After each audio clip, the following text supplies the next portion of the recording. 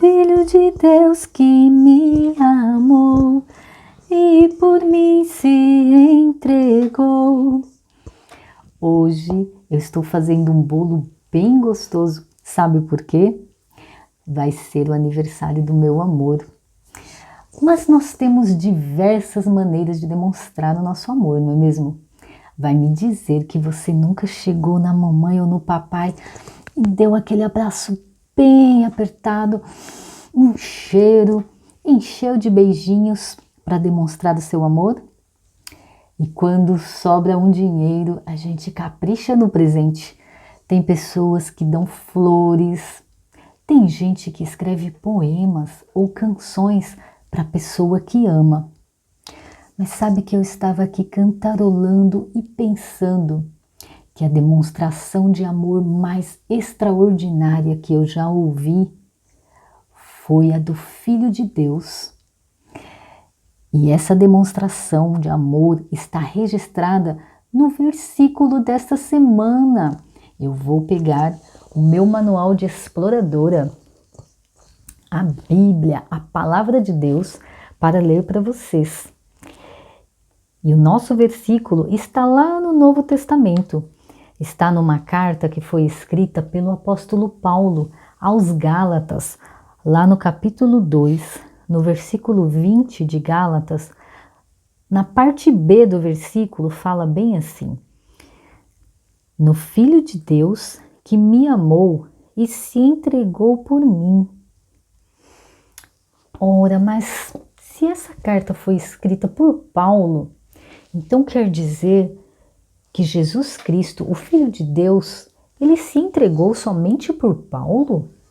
Não, porque na palavra de Deus também está escrito que Deus amou o mundo de tal maneira. Isso quer dizer que Deus amou a todas as pessoas, inclusive a mim e a você. Então, Jesus Cristo, o Filho de Deus, ele também amou a mim e a você e se entregou por nós. Mas se entregou por mim, por quê? Se você está ligado e já assistiu os nossos vídeos, você já deve estar sabendo que ele se entregou pelos nossos pecados. Sim, porque a Bíblia fala que todos nós pecamos. Nós já nascemos com uma vontade de fazer coisas erradas. Não dá às vezes uma vontade de desobedecer à mamãe, ao papai, às vezes de falar uma mentira. Todas essas coisas são pecados. E a Bíblia diz que o castigo pelo nosso pecado é ficar para sempre longe de Deus. É a morte eterna. Mas sabe, crianças, esse amor de Jesus, por ser tão grande, ele não deixou que isso acontecesse. Jesus Cristo, o Filho de Deus, ele veio a esta terra, viveu aqui entre nós, ele foi criança como você, mas ele mesmo nunca pecou. E por causa desse amor tão grande, foi que ele decidiu se entregar, morrer por nós em nosso lugar, para nos dar vida eterna. Mas a Bíblia diz que ele não ficou morto, ele ressuscitou. E por causa deste amor, você pode ter ele em sua vida e ter a salvação e a vida eterna hoje mesmo.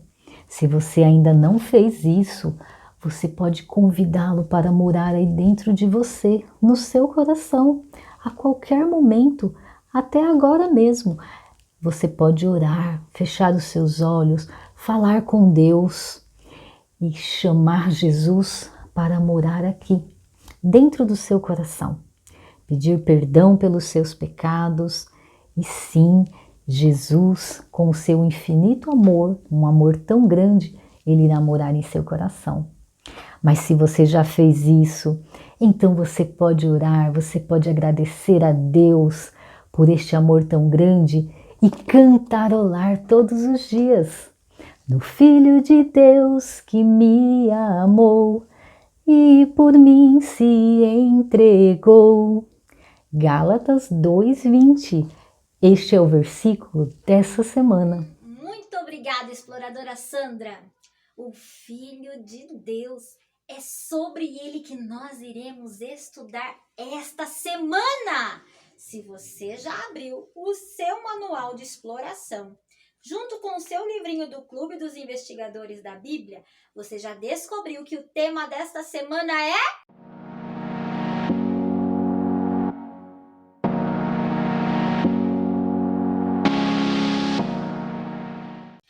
o Salvador prometido. Isso mesmo, explorador. O Salvador prometido. Ué, quem prometeu o Salvador? Bem, a primeira pessoa a fazer esta promessa foi o próprio Deus. E por que nós precisamos de um Salvador, explorador Acá? Vamos nos recordar, explorador.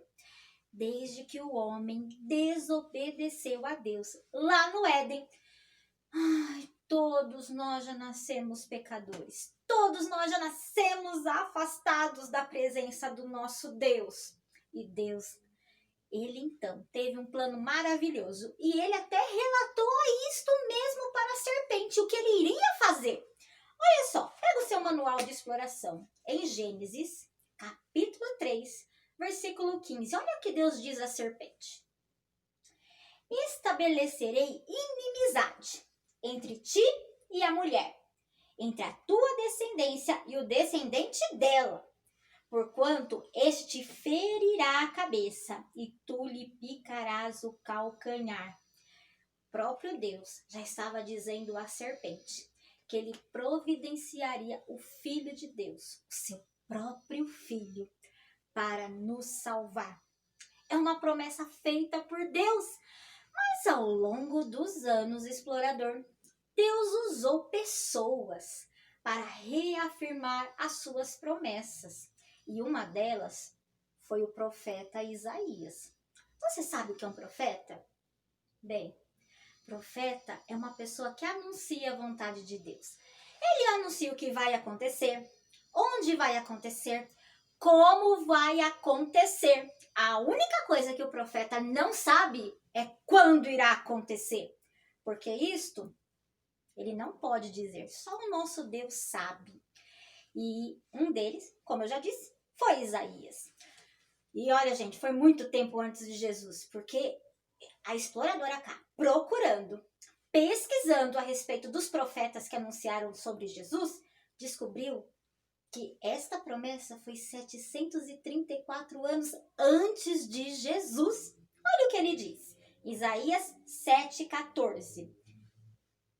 Pois sabei que o Eterno, o Senhor, ele mesmo vos dará um sinal. Olha a dica. Eis que a virgem ficará grávida e dará à luz a um filho, e o nome dele será Emanuel. Deus conosco. Emanuel é um dos nomes de Jesus. E aí a tradução já está no próprio versículo, que significa Deus conosco. Mas fiquei curiosa e fui pesquisar. A Virgem, este era o sinal, esta era a pista. No Novo Testamento, se você já estudou, já procurou, você já sabe o nome desta mulher. É Maria. E aí, já que nós vamos falar sobre o Novo Testamento nesta semana, fui procurar uma palavra no grego e fui achar virgem no grego. Já pegou o seu bloquinho de anotação? Anota aí a palavra de hoje. Virgem no grego é paternos. E não foi só isso que o profeta Isaías anunciou, não. Olha o que ele diz 2 capítulos para frente. Isaías, capítulo 9, no versículo 6. Afinal, um menino nos nasceu, um filho nos foi concedido. O governo está sobre os seus ombros. Ele será chamado, olha os nomes de Jesus. Conselheiro, maravilhoso, Deus Todo-Poderoso, Pai da eternidade, Príncipe da paz. Ah, quantas características tem o eu sou.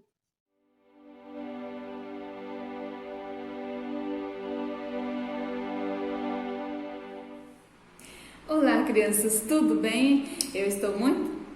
Uai, o que aconteceu? Por que está escuro? Porque a luz foi apagada.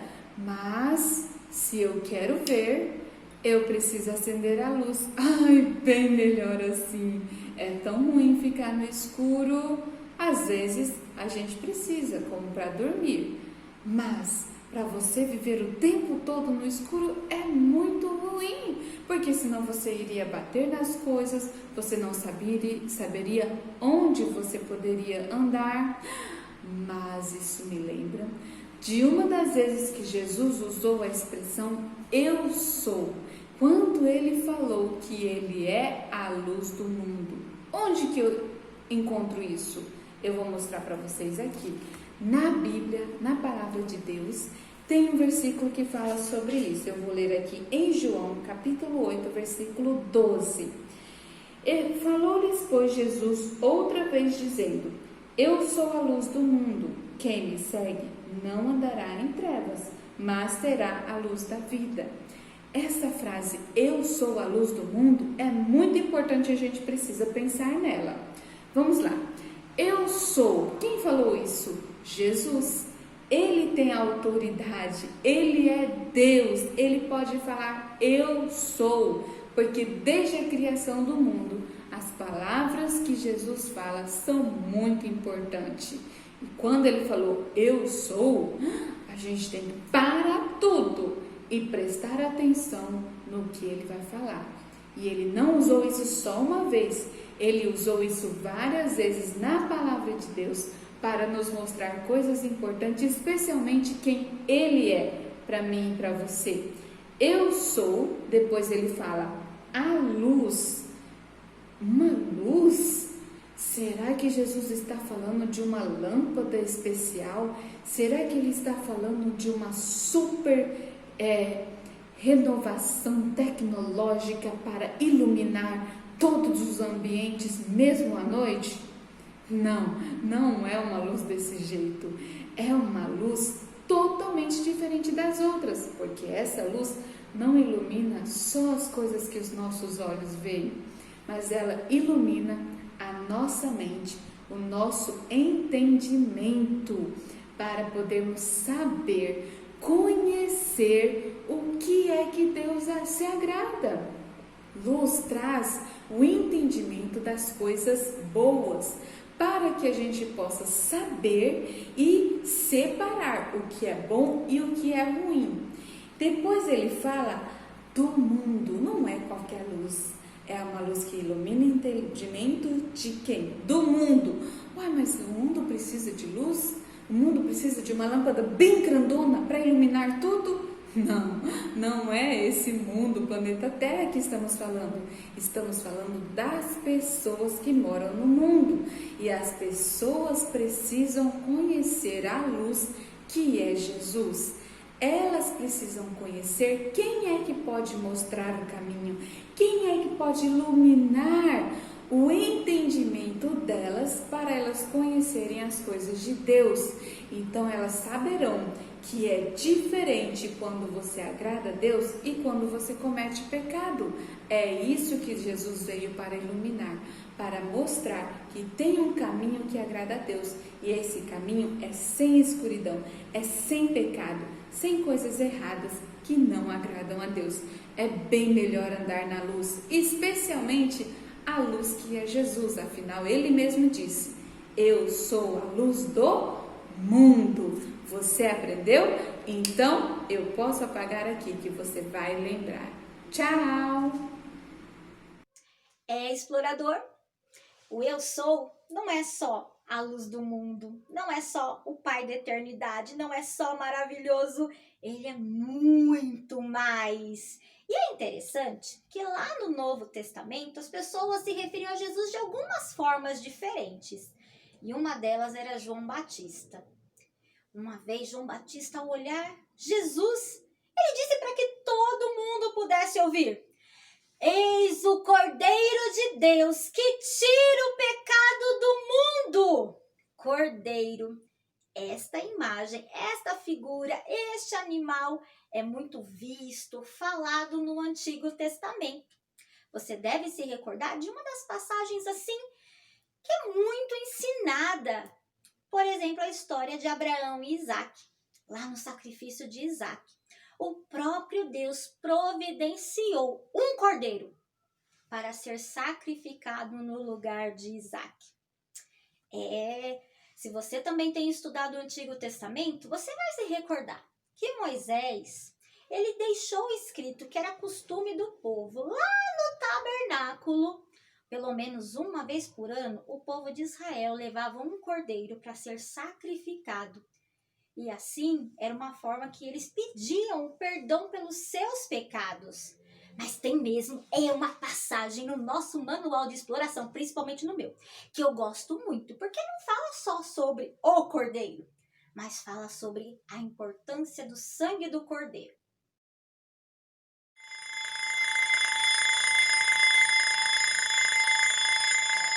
Olá, crianças! Hoje eu vim aqui contar uma história sobre a Páscoa. Vamos lembrar, começou lá no Egito. O povo hebreu vivia lá no Egito como escravo. E lá existia um rei muito malvado e o nome ele era o Faraó. Só o povo hebreu ele começou a crescer muito, se multiplicar muito. E aquele rei, daquele lugar, ficou muito bravo. E sabe qual ordem que ele deu, crianças?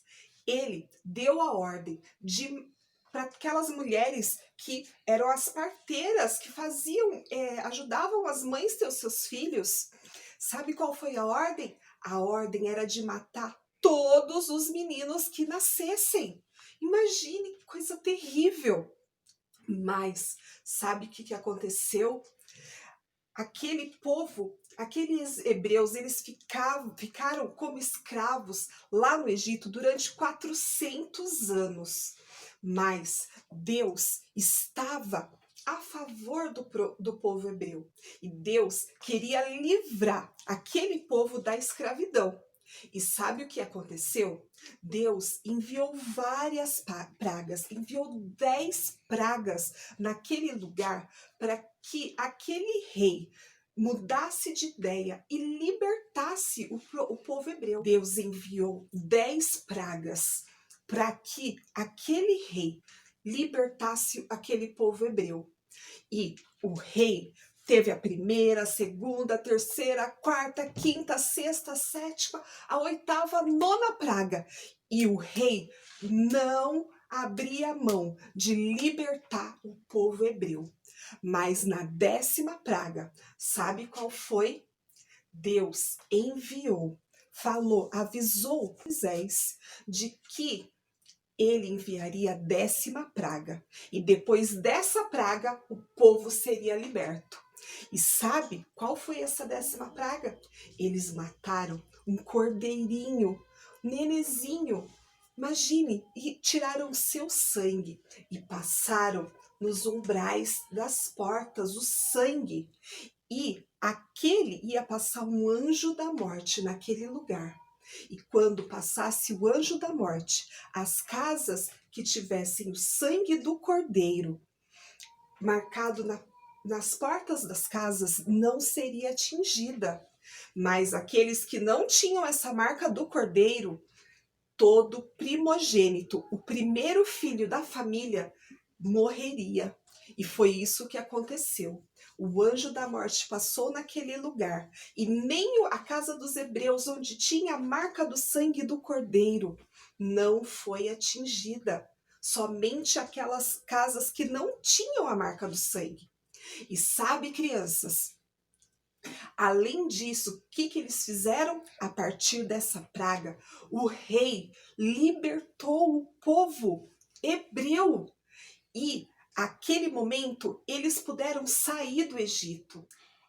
Ufa! Ah, explorador, ainda bem que nós não precisamos mais de cordeiro nem do seu sangue para pedir o perdão pelos nossos pecados. Jesus já fez o sacrifício definitivo por nós, por mim e por você. Dizei-me quem é Cristo, Messias dos judeus.